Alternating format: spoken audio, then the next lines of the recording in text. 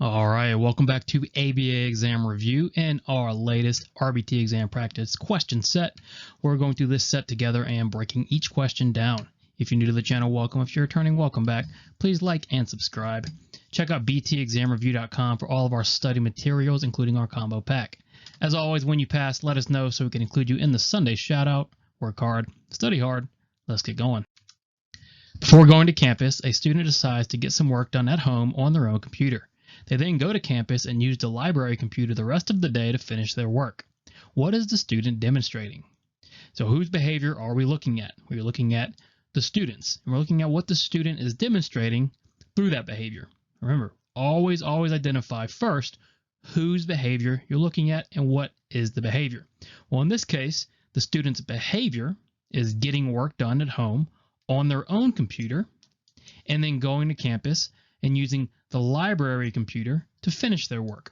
So the behavior is getting work done, and the student has successfully got work done on their own computer, and they successfully got work done on the library computer. So they're generalizing, but in which way? So A, response generalization. With response generalization, we're going to have multiple responses occurring in the presence of a single stimulus. So in this case, how many responses do we have? Well, we only have one, right? Getting work done. And getting work done is occurring across multiple stimuli. Response generalization is multiple responses in the presence of a single stimulus. And that's a good way to work through response generalization and stimulus generalization questions. Ask yourself, how many responses, how many stimuli? If you've got multiple responses in a single stimulus, it's likely response generalization. But in this case, we've got a single response, which is getting work done, and multiple stimuli. So they're actually generalizing across stimuli, which is stimulus generalization. And it's not C, overgeneralization, because it's okay, right? Overgeneralization means the behavior is happening in inappropriate times, at the wrong times, too often. Not the case here. It's a good thing the student can get work done at home and at the library. So what is the student demonstrating? B, stimulus generalization. A behavior technician says name 3 vegetables. Her client says carrot, broccoli, cauliflower. The behavior technician then gives the client a token. The technician then says name 2 fruits. Her client says apple, orange. The client receives a token. What type of reinforcement schedule is this based on this information? Question is asking about reinforcement schedules. Remember our basic ones: fixed ratios, fixed intervals, variable intervals. And the question is saying based on this information. So strictly based on the information given in this question, we must answer what type of reinforcement schedule is this. Now remember, when working through reinforcement schedules, ask yourself, is it based on the number of responses or is it based on the amount of time? Because the number of responses will be a ratio, time will be an interval. Well, in this case, the technician says name 3 vegetables. The client answers, they successfully name 3 vegetables, they get a token. Technician says name 2 fruits. Client does it, they get a token. So it's based on responses, not time, therefore it's going to be a ratio schedule. So then we have to ask ourselves, how many responses are required to gain reinforcement? Well, in this case, the response is naming 3 vegetables. The client does it, they get a token. The response is then name 2 fruits. The client does it, they get a token. So far, every single response has been reinforced, making this continuous. In other words, a fixed ratio 1. Now, based on this information, it's a fixed ratio 1.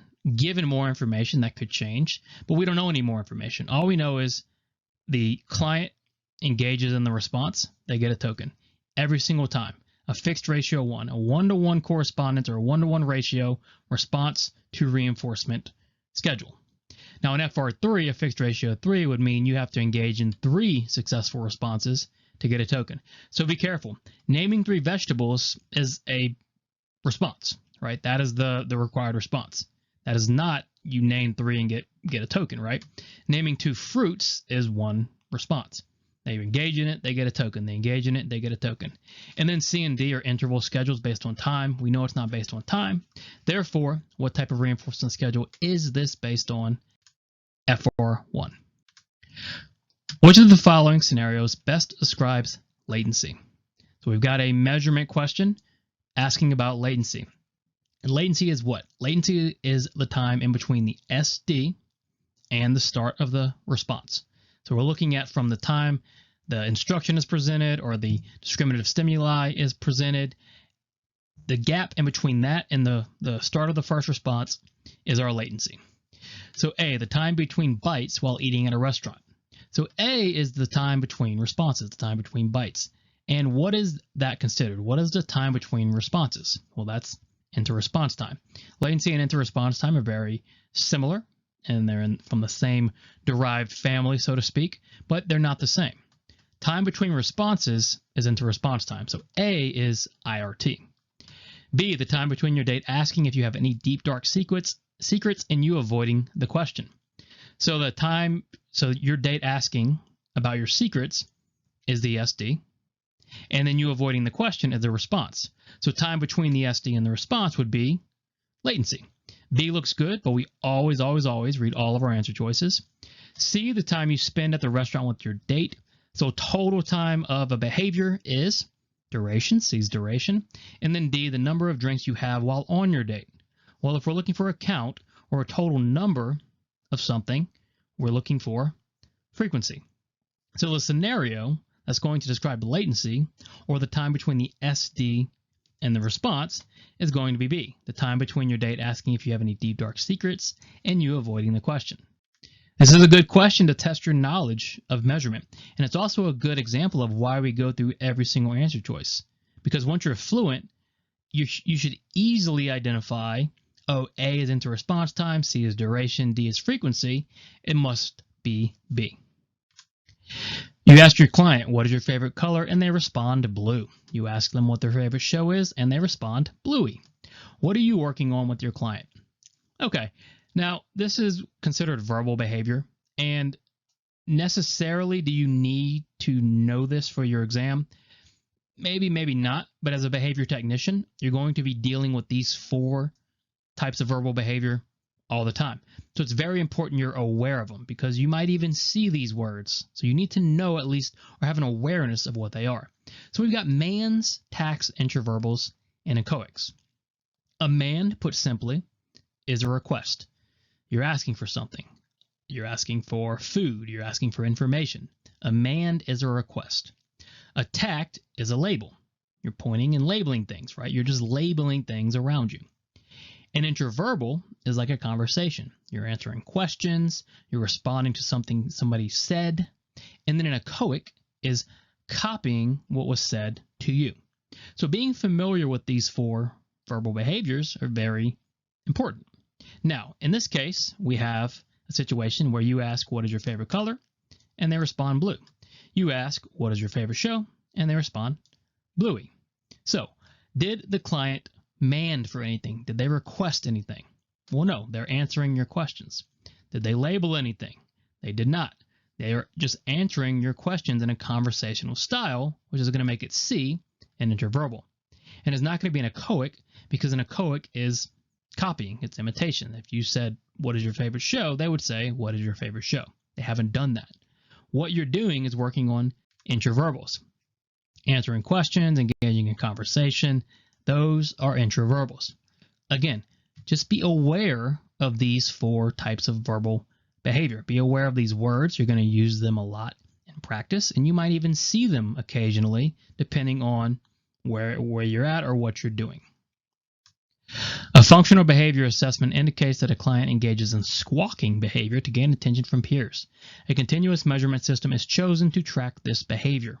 Which of the following measurements can you be sure was not chosen? All right, we have another measurement question. Measurement's very, very important. So the question is specifically asking about what measurement system can we be sure was not chosen? Meaning, one of these we know for sure wasn't chosen. Well, what information do we have?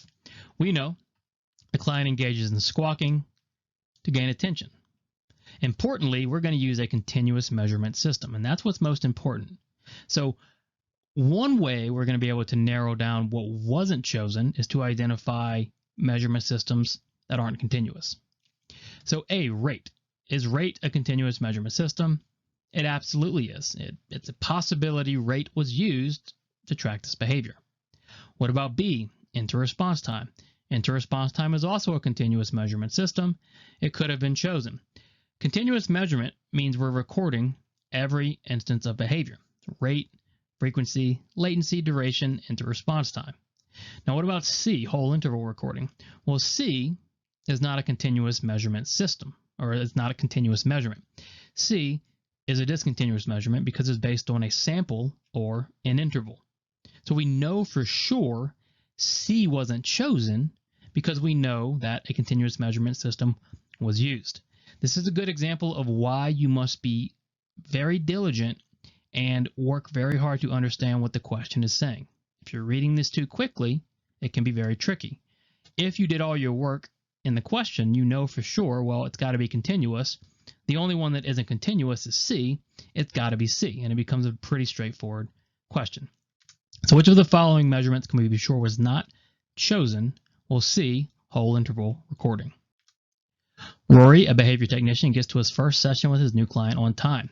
He greets the client and starts asking the client about different things in the client's room, what the client likes, and engages in the type of conversation for about 30 minutes. What is Rory likely doing? So what is Rory doing, right? He's at his session, right, with his new client. He gets there on time. He greets the client. He asks the client about things in the room, what the client likes. He's just having conversation for about 30 minutes. Now, is Rory wasting time here? Well, of course not, right? We know it's his first session to start, and it's very important as technicians that you build a relationship with your clients, no matter what their age is, what their skill level is, any of that. You have to have a relationship before you go in and start asking them to do things. How would you feel if someone you didn't know came in and just to your house and said, well, you need to start doing these things? And you'd be like, well, I don't know who you are. Why do I need to do that? Same with the client. So what is Rory doing here? A, running a high probability request sequence. Well, he's asking him different things, but we don't really see any clear low probability behavior. So A doesn't seem likely. B, running a preference assessment. Not necessarily, right? He did ask what the client liked, but it's not systematic, so we wouldn't consider this necessarily a preference assessment. C, building rapport. Yes, building rapport is extremely important. Building rapport involves getting to know the client, developing a relationship with the client, developing trust with the client. Just as important as anything else we do. Don't skip this part. And then D, avoiding working with the client. Well, there's no indication he's avoiding working. This is actually a good thing. Roy's doing this properly. So what is Roy likely doing? Well, he's building rapport with this client, so the client has a relationship with him, and he trusts Roy, and Roy can start to gain some of that instructional control. Ty's strongest reinforcer is access to his iPad. His parents are growing more concerned with how much time he spends in front of his iPad, so they ask for suggestions on what can be done to limit iPad time. What would be the most behavior analytic suggestion? All right, put on your analyst cap here. We've got to think about the most behavior analytic suggestion. We know Ty's strongest reinforcer is access to iPad. His parents are concerned about the time he spends in front of his iPad, and so they want to limit iPad time. And so what is the issue there? Well, the issue is that's the strongest reinforcer. So if we're using iPad to evoke new behaviors and help teach Ty things, well, we can't just remove it and not replace it with anything. We still need a reinforcer. So if we want to limit iPad time, but not lose access to these reinforcements or those reinforcers, what can we do? A, start giving Ty Legos instead of iPad as reinforcement. Well, we can't just give him other things and say, well, it's reinforcement. It's not how it works. How do we know if something's reinforcing? Well, does it change the behavior? So just giving him another toy is not necessarily going to immediately function as reinforcement. B, no longer allow Ty access to iPad at any point during the day. Well, then we're completely depriving him of what was once his strongest reinforcer, likely putting some sort of behavior on extinction. That's probably not going to go well in the context of what this question is saying. We still need something to act as a reinforcer if we're going to limit the iPad. So C, start to pair the iPad with other potential reinforcers, is really the best bet. Go through it, go through the process of pairing other items and praise and other things with the iPad to create new reinforcers, and then you can start to limit iPad time. And then D, start punishing Ty's use of iPad. Well, no, we can use it to our advantage by creating new potential reinforcers or new reinforcers as a whole by pairing them with the iPad. And then finally, RBTs are expected to stay in good standing with the BCABA. This includes renewing their RBT license as required. Part of the renewal process is retaking the competency assessment. How often do RBTs need to retake the competency assessment? Basically, to renew your license as an RBT, you must retake the competency assessment, amongst other things. So how often do you have to do that? Every 6 months, every year, every 5 years as needed? Well, the answer here is going to be every year. Yep, this is just a pretty straightforward administrative question. There's no tricks. There's nothing to it. You just got to know it. Every year, you've got to retake the competency assessment to make sure you're staying in good standing with the BCABA and as an RBT.